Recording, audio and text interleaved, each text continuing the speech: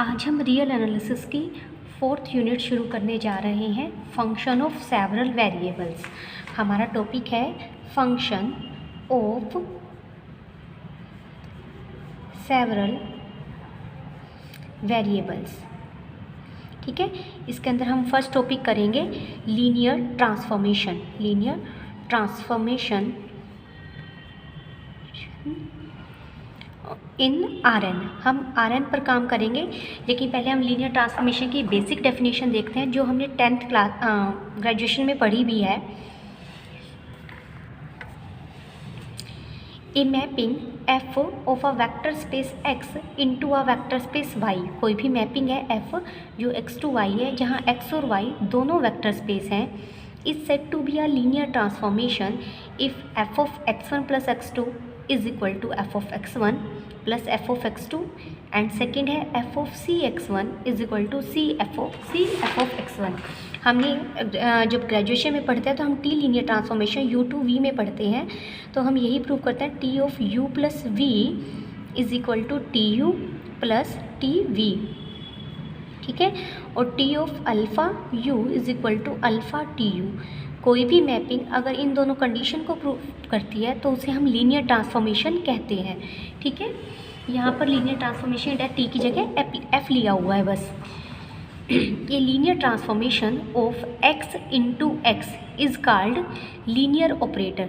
अगर हमारा जो t है वो मैपिंग x टू x हो, यानी सेम वेक्टर स्पेस से सेम वेक्टर स्पेस पर गई हो, u टू u हो, किसी भी सेम वेक्टर स्पेस से सेम वेक्टर स्पेस पर ही गई हो, तो उसे हम लीनियर ऑपरेटर बोल देते हैं। क्या बोल देते हैं? Linear operator. आज हमारी जो थ्योरम है इसमें लीनियर ट्रांसफॉर्मेशन है वो Rn पर काम है। x be the subset of Rn। Rn क्या होगा? Rn के मेंबर इस तरीके के होंगे। Rn क्या है? अगर मैं x बिलोंग्स टू Rn लेती हूँ तो x किस तरीके से दिखाई देगा? x1, x2, xn एन टप्पल में होगा, क्योंकि ये Rn का मेंबर है। अब हम सारा काम Rn पर करेंगे। ठीक है, अब हमने कैपिटल X लिया है जो सबसेट है Rn का। Capital X is a subset of Rn। ठीक है, then X is said to be a vector subspace of Rn if ax plus B Y belongs to x for all x Y belongs to x। Vector space की हमने definition की है कि अगर कोई u vector space है, ठीक है, w उसका सबसेट है। w कब सबस्पेस बन जाएगा? w कब u का सबस्पेस बनेगा? जब au plus B V belongs to w हो for all u v belongs to w। w के आप कोई भी मेंबर उठाएं, उनका इस तरीके का लीनियर कॉम्बिनेशन भी अगर w में ही चला जाए, जहां a और b किसके हैं? स्केलर फील्ड से एलिमेंट है। और स्केलर फील्ड कौन सा? जो u पर है। u ओवर अ, हम वेक्टर स्पेस की बात ओवर अ फील्ड करते हैं ना, ओवर अ फील्ड। फील्ड का क्या काम है? नॉर्मली फील्ड से स्केलर्स आते हैं। सिर्फ यहाँ पर आप इतना ही समझिए। तो वही डेफिनेशन दी हुई है कि ax plus B Y belongs to x for all x Y belongs to x। तो हम x को क्या कहेंगे? वेक्टर सबस्पेस कहेंगे। सेकंड है if x1, x2, xn belongs to Rn। ये सारे वेक्टर्स हैं। x1 भी अपने आप में एन टप्पल x1 ऐसे हो सकता है, ऐसे होगा xi1, xi2, xi एन टप्पल में। x2 के लिए मुझे कोई और सिंबल यूज़ करना पड़ेगा, तो मैंने यहाँ 1 यूज़ कर लिया। x1 इसको रिप्रेजेंट कर रहा है, x2 किसको रिप्रेजेंट करेगा? सिर्फ लिखने का तरीका है ये। हमें बहुत सारे एन टप्पल्स में मेंबर्स लेने थे, n ही मेंबर्स लेने थे, और हर एक मेंबर एन टप्पल में था, तो मैंने उसे इस तरीके से ले लिया। ठीक है, तो x1, x2, xn Rn से होंगे और c1, c2 स्केलर्स हैं हमारी। देन द वेक्टर्स, तो मैंने एक इनके लीनियर कॉम्बिनेशन से, लीनियर कॉम्बिनेशन क्या है? एक्साइज जो भी ये वेक्टर्स आपने लिए हैं इनकी किसी स्केलर से मल्टीप्लाई करके उन्हें ऐड कर दीजिए। ठीक है, तो जो आपको न्यू वेक्टर मिलेगा x, that is the linear combination of x1, x2, xn। x क्या है? लीनियर कॉम्बिनेशन है x1, x2, xn का। थर्ड रिमार्क है if s is a subset of Rn and if a is a set of all linear combination of elements of s। s कोई subset है। s क्या है? Subset है Rn का। इसमें अंदर कुछ मेंबर्स होंगे, इसमें इसके मेंबर्स के जितने भी लीनियर कॉम्बिनेशन आप बना सकते हो उसको हमने A से डिनोट कर दिया। नॉर्मली हम ग्रेजुएशन में LS बोलते थे, लीनियर स्पेक। ठीक है। Then we say that S spans A और that A is a linear span of S। वही बात की है कि A क्या है, लीनियर स्पैन है S का। A में क्या है, S के एलिमेंट्स के linear combination. We say that fourth है, we say that set of vectors x1 x2 xn is linearly independent if कोई भी ये सेट है x1 x2 xn, ये लीनियरली इंडिपेंडेंट कब होगा, जब भी मैं इसको किसी भी स्केलर से मल्टीप्लाई करके कॉम्बिनेशन को जीरो बनाऊं तो इम्प्लाई करे सिर्फ सारे स्केलर्स को जीरो लेने पर ही इस तरीके का कॉम्बिनेशन एग्जिस्ट करे। यानी जो एक्साइज आपने सारे वेक्टर्स लिए हैं x1 x2 x1 और लिख लीजिए x1 x2 x3 xn, जो आपने ये वेक्टर्स लिए हैं अगर इनको इज इक्वल टू ज़ीरो में डालना है किसी स्केलर से मल्टीप्लाई करके, तो ये सिर्फ कब पॉसिबल हो, जब मेरे सारे सी आईज ज़ीरो हों। सिर्फ सी आईज को जीरो करने पे ही आप इस तरीके का लीनियर कॉम्बिनेशन बना सकते हैं। तो ये क्या होगा, लीनियरली इंडिपेंडेंट। और अगर सी आईज कोई एक भी not all zero, c i's not all zero यानी आपको एक भी सी आईज नॉन जीरो मिल जाए सच दैट ये कॉम्बिनेशन जीरो हो रहा हो, तो सी आईज कैसे, हमारे जो एक्साइज वेक्टर हैं वो कैसे हो जाएंगे, लीनियरली डिपेंडेंट। ठीक है।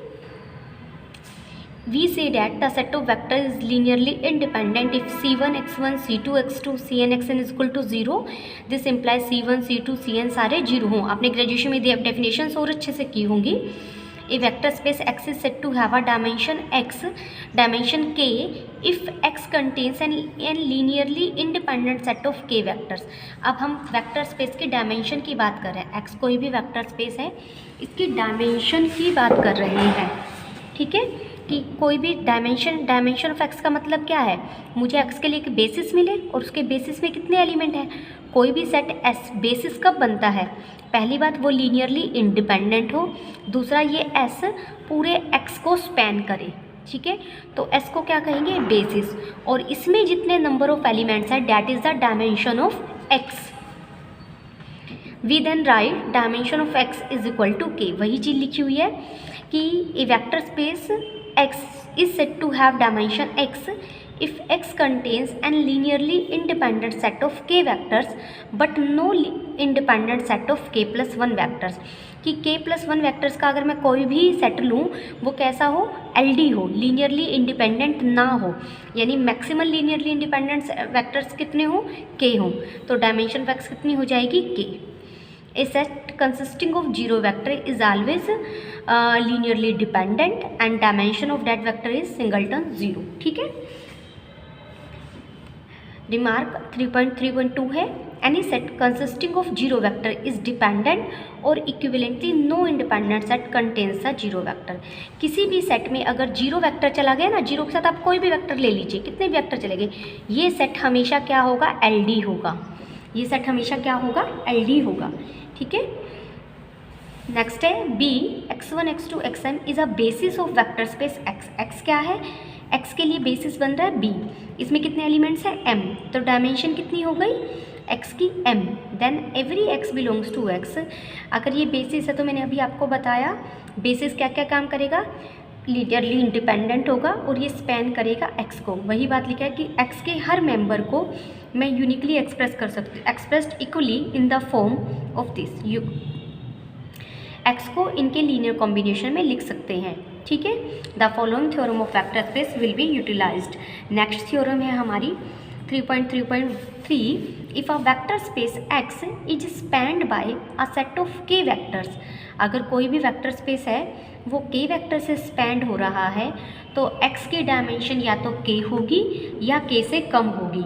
अगर वो k वेक्टर से स्पैन हो रहा है तो डायमेंशन या तो k होगी या k से कम होगी। इस थ्योरम का प्रूफ देखते हैं पहले हम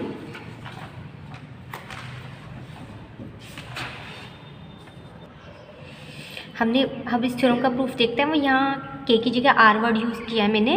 late r be the positive integer, a vector space x is spanned by the set of r vectors, then dimension of x is equal less than equal to r। Proof शुरू करते हैं।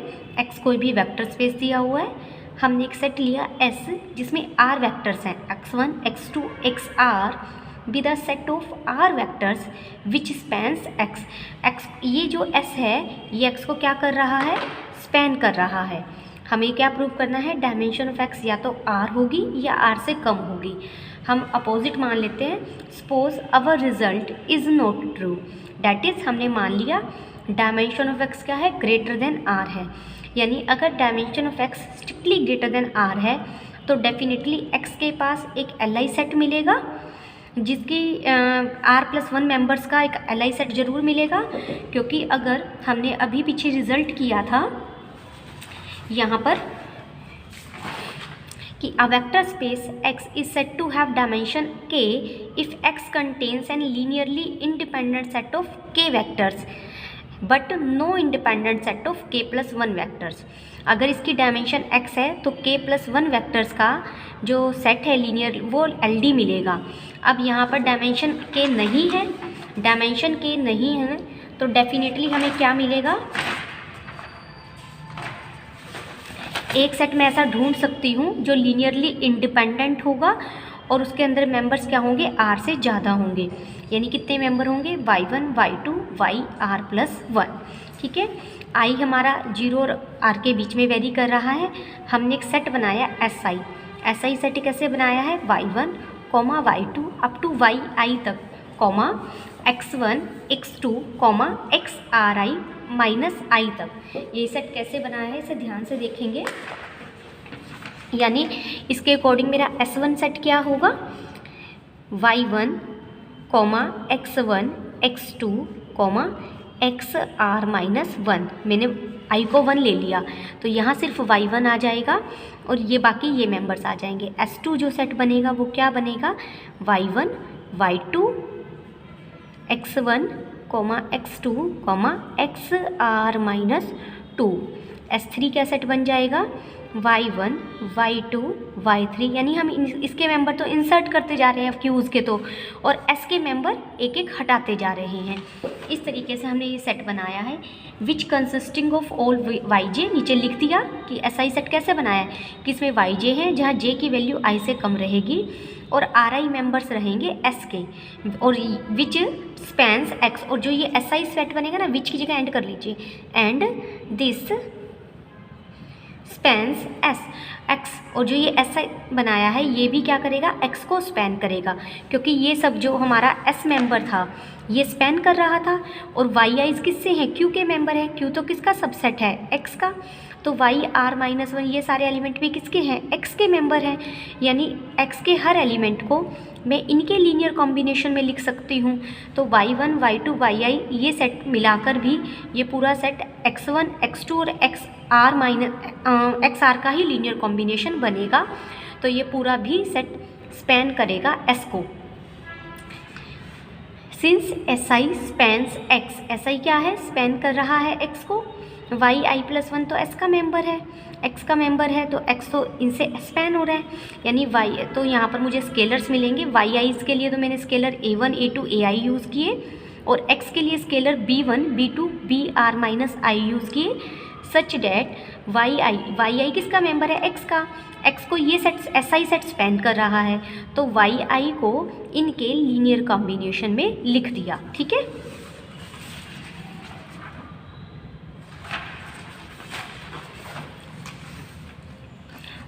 a1 y1 plus a2 y2, जो yi left hand side में था उसको right में ही ले आए, यहाँ पर -1 हो गया, yi+1 और राइट हैंड साइड में एक तरफ 0 हो गया। ठीक है, इसको हमने ai+1 ही बोल दिया। नेक्स्ट स्टेप में बता दिया where ai+1 is equal to क्या है हमारा, -1। इसको समीशन फॉर्म में लिख दिया, इसको भी समीशन फॉर्म में लिख दिया। ठीक है, इन दोनों का सम 0 के इक्वल आ रहा है। हो सकता है ये सम 0 हो सकता है ये सम नॉन 0 हो। तो हमने माना इसमें x के तो हमारे वेक्टर्स हैं, तो हमने मान लिया इफ़ ऑल bk's आर 0। अगर मैं इन सब को 0 मान लूँ तो यानी दिस देन फर्स्ट बिकम्स, तो सिर्फ ये इक्वल टू 0 बन जाएगा। दिस इम्प्लाइज इसमें मेंबर हैं y1 y2 yi और yi+1 इज़ लीनियरली डिपेंडेंट, क्योंकि ये कॉम्बिनेशन क्या बनेगा, ये कॉम्बिनेशन क्या बच गया हमारे पास, a1 y1 plus a2 y2 plus up to सोन ai yi plus a I plus one जो जिसकी वैल्यू -1 थी, y I plus 1 is equal to 0। मुझे यहाँ स्केलर्स मिले हैं ए आई A1 A2, ए आईज़ के बारे में मुझे नहीं पता, लेकिन ए आई प्लस 1 डेफिनेटली 0 नहीं है।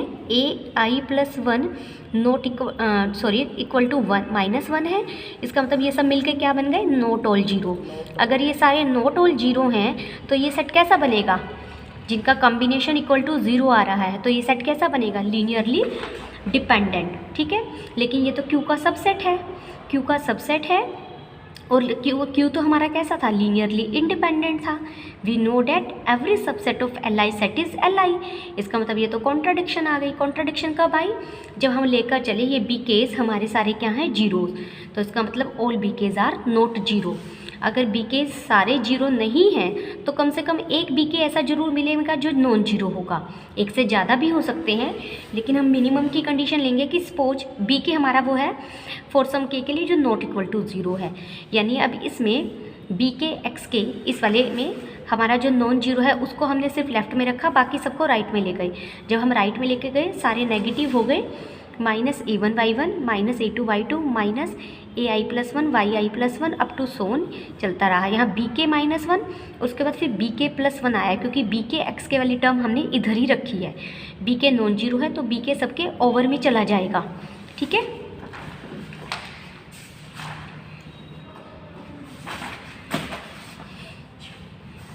ठीक है, तो ये बी केस हमारा सबके इनके लीनियर कॉम्बिनेशन में, यानी एक्स के को मैंने इन सब के लीनियर कॉम्बिनेशन में लिख दिया। किस किस के लीनियर, एक्स के को किन किन के लीनियर कॉम्बिनेशन में लिखा है, y1 y2 वाई आई प्लस 1 x1 x2 एक्स के माइनस 1 एक्स के plus 1 x are minus I तक हमने।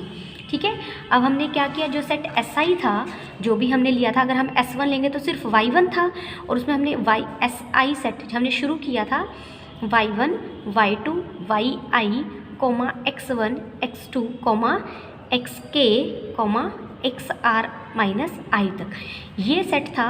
इस सेट में से जो xk था उसको मैंने इनके लीनियर कॉम्बिनेशन में लिख दिया। इस सेट से इस सेट पर गए हैं तो क्या फ़र्क आया है, SI में एक ये मेंबर तो ऐड हो गया और जो xk वाला था वो हट गया, xk वाला सेट रिमूव हो गया और ये ऐड हो गया। यानी हमने क्या किया है, जो xk लिख लीजिए, सॉरी से xk is a linear combination of the members of SI के मेंबर्स का लीनियर कॉम्बिनेशन है यूनियन YI प्लस 1। एक मेंबर ऐड हुआ, इस पूरे को TI बोल दिया। इस तरीके से हमने xk को रिमूव कर दिया। ठीक है, अब जो सेट बचा है वो ये बच गया। ठीक है, और ये सेट भी स्पैन कर रहा है x को।